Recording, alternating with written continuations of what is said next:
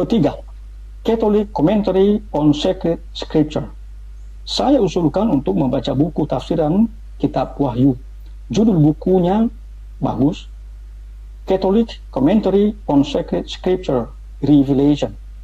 Tafsirannya sangat solid dan disertai dengan nihil obstat untuk menegaskan bahwa tafsiran itu bebas dari ajaran sesat.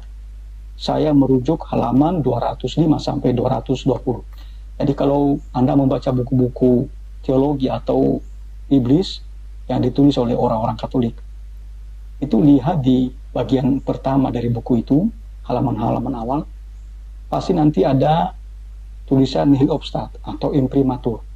Nah, itu pertanda bahwa buku itu sudah diperiksa oleh mereka yang punya otoritas, oleh ahli, ya, bahwa di dalam buku itu tidak ada ajaran sesat atau tidak bertentangan dengan ajaran gereja Katolik, ya, maka layak disebarkan.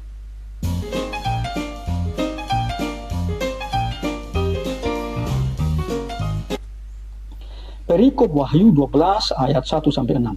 Perikop ini menggambarkan seorang perempuan yang berselubungkan matahari. Siapakah dia?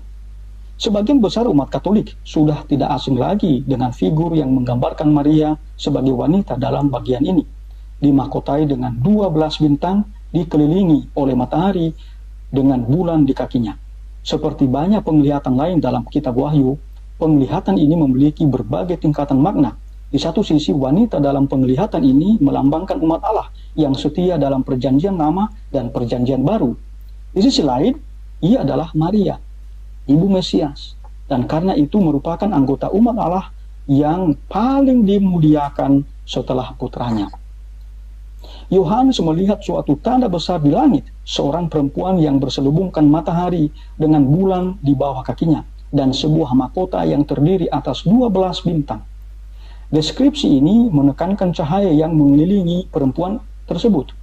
Gambaran matahari, bulan, dan bintang-bintang diambil dari mimpi Yusuf dalam Kejadian 37 ayat 7-10, di mana benda-benda langit itu melambangkan ayah, ibu, dan saudara-saudaranya, yakni para leluhur dari kedua belah suku Israel. Dengan demikian, perempuan itu menyimpulkan Israel yang dalam Alkitab sering dipersonifikasikan sebagai seorang perempuan, sebagai putri Sion, Yesaya 62 ayat 11, sebagai seorang ibu, Mazmur 87, Yesaya 66 ayat 8-11, atau sebagai mempelai Tuhan, Yesaya 55 ayat 5, Yesaya 62 ayat 4-5. Ia merepresentasikan seluruh sejarah umat Allah yang dipilih untuk meneruskan rencana-rencananya bagi bangsa-bangsa dan bahkan bagi seluruh ciptaan. Itulah sebabnya matahari, bulan, dan bintang-bintang membentuk jubahnya, tumpuan kakinya, dan mahkotanya.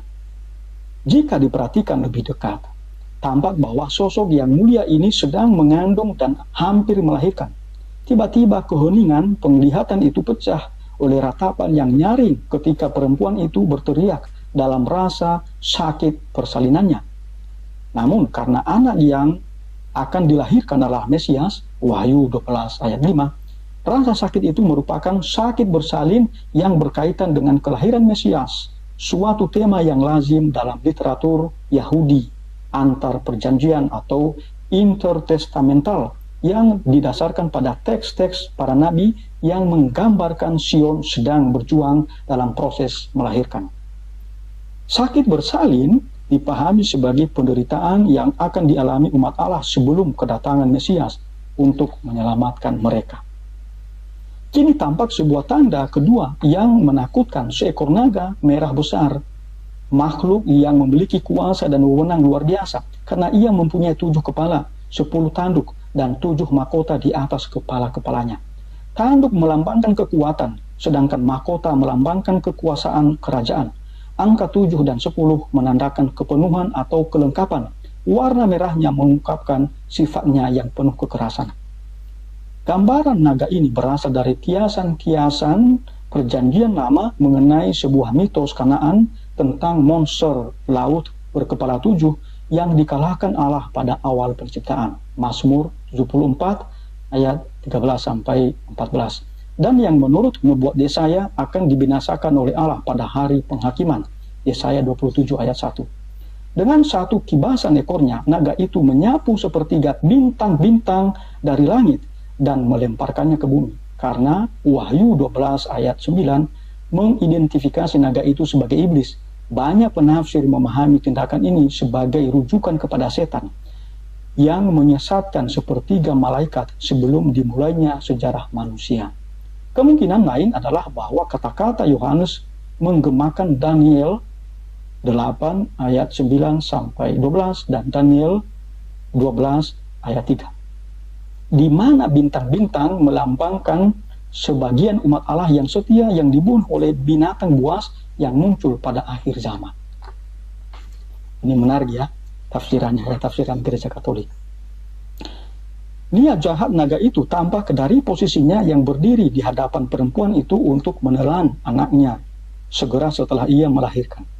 Upaya Herodes yang didorong oleh kecemburuannya untuk membunuh kanak-kanak Kristus mencerminkan sikap yang sama. Matius 2 ayat 7-16. Herodes bertindak di bawah pengaruh setan, demikian pula mereka yang membunuh Kristus. Lukas 22 ayat 3, Yohanes 13 ayat 2 dan ayat 27.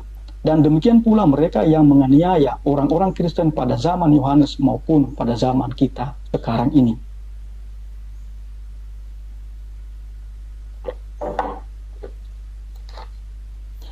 Anak laki-laki dari perempuan itu akan memerintah semua bangsa dengan kada besi.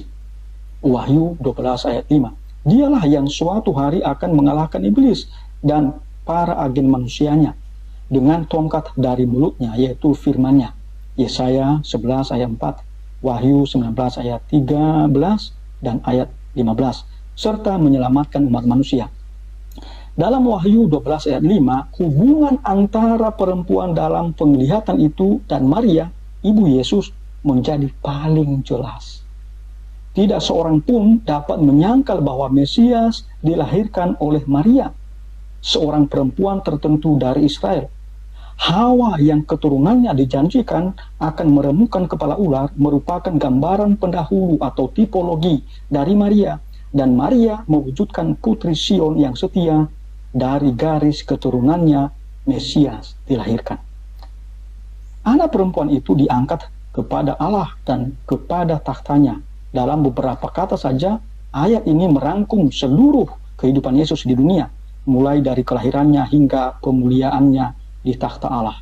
Markus 16 ayat 19, Efesus 1 ayat 20, Ibrani 12 ayat 2. Perempuan yang melarikan diri setelah Yesus naik ke surga, Wahyu 12 ayat 6, tidak merujuk kepada Maria, melainkan kepada umat Allah, yakni baik Israel yang setia maupun gereja. Gambaran pelariannya ke padang gurun mengingatkan pada masa Israel berada di padang gurun yang merupakan suatu tipologi atau gambaran pendahulu dari peziarahan gereja di dunia ini. 1 Korintus 10 ayat 1-11, Ibrani 4 ayat 1-11.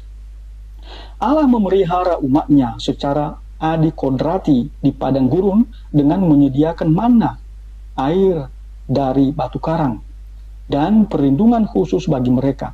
Demikian pula sekarang perempuan itu akan dipelihara secara harafiah, diberi makan atau diberi nafkah di tempat yang telah dipersiapkan Allah baginya.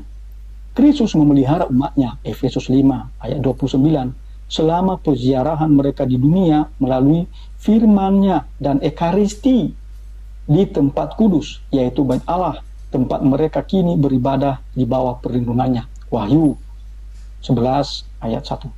Jangka waktu yang sudah dikenal, yaitu 1260 hari, menunjukkan bahwa masa tinggal perempuan itu di padang gurun sama dengan masa ibadah dan kesaksian gereja, serta masa bangsa-bangsa lain menginjak-injak kota suci.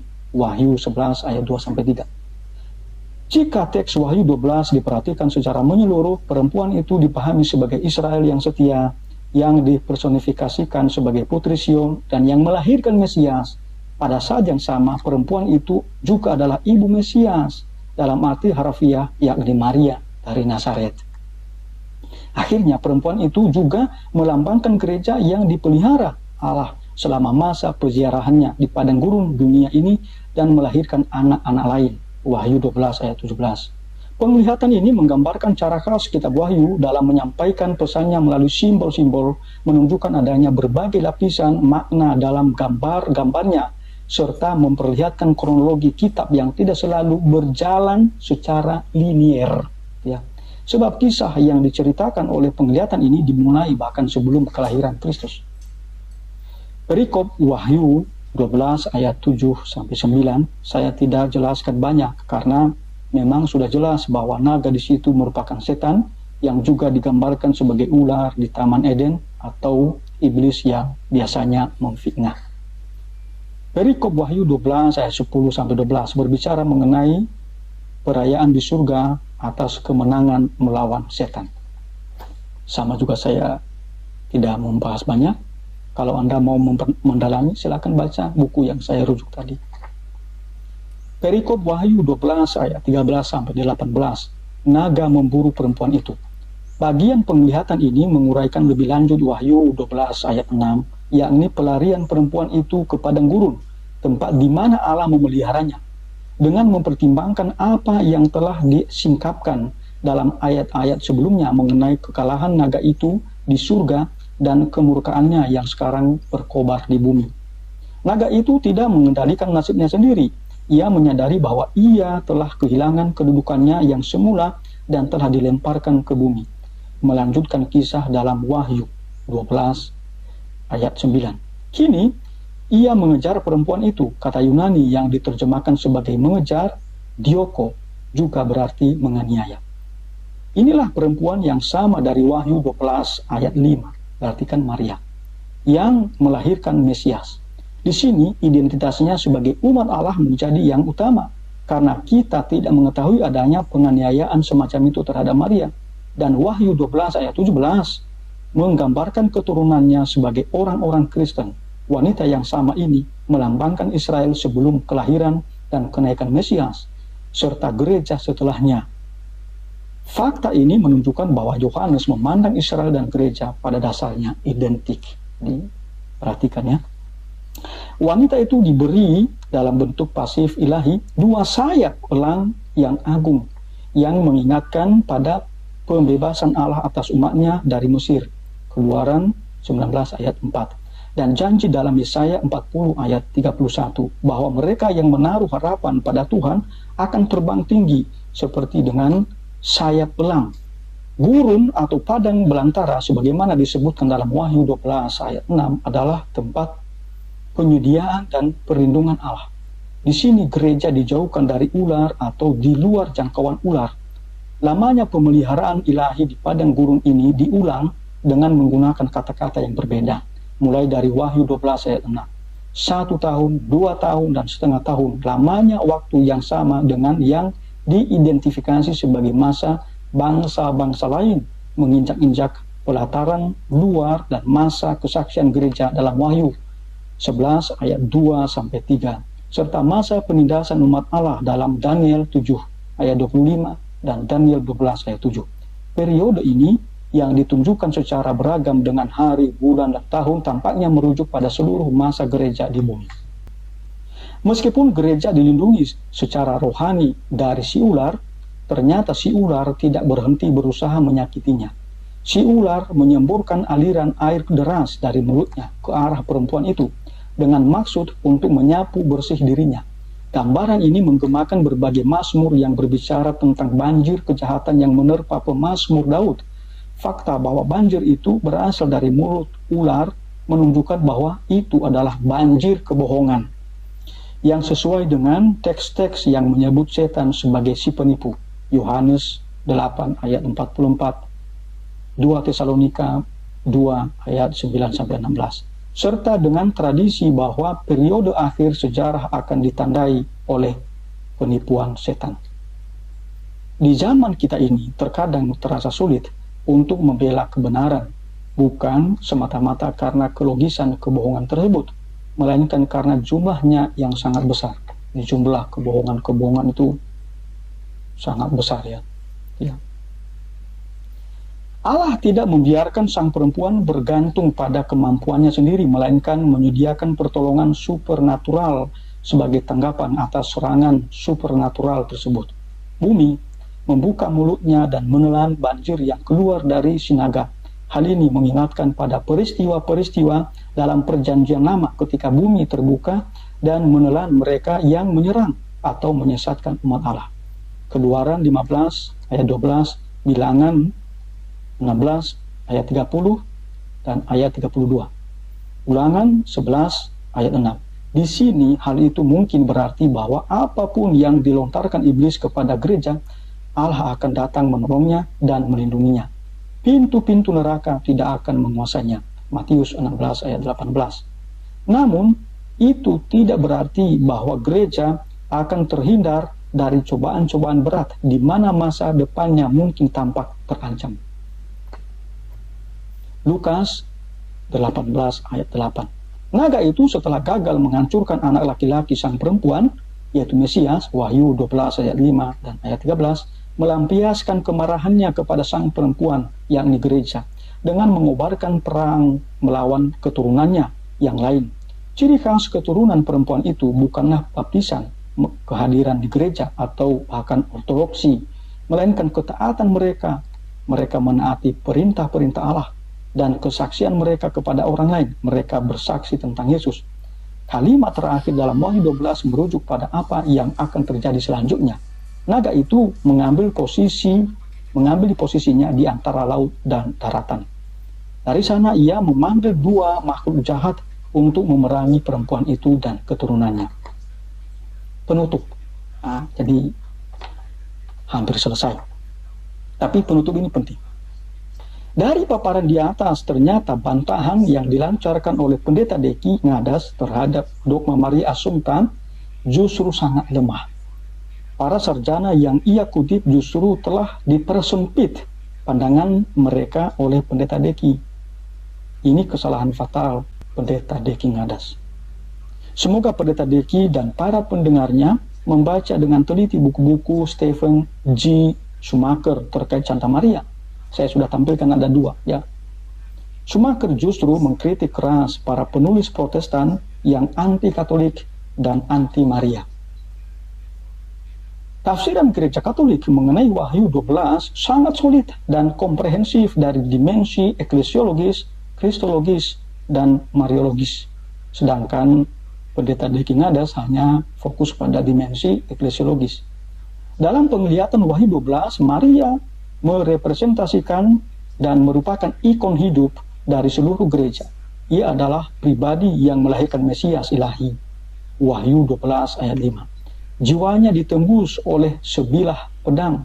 Lukas 2 ayat 35. Ketika putranya sang anak domba dikurbankan.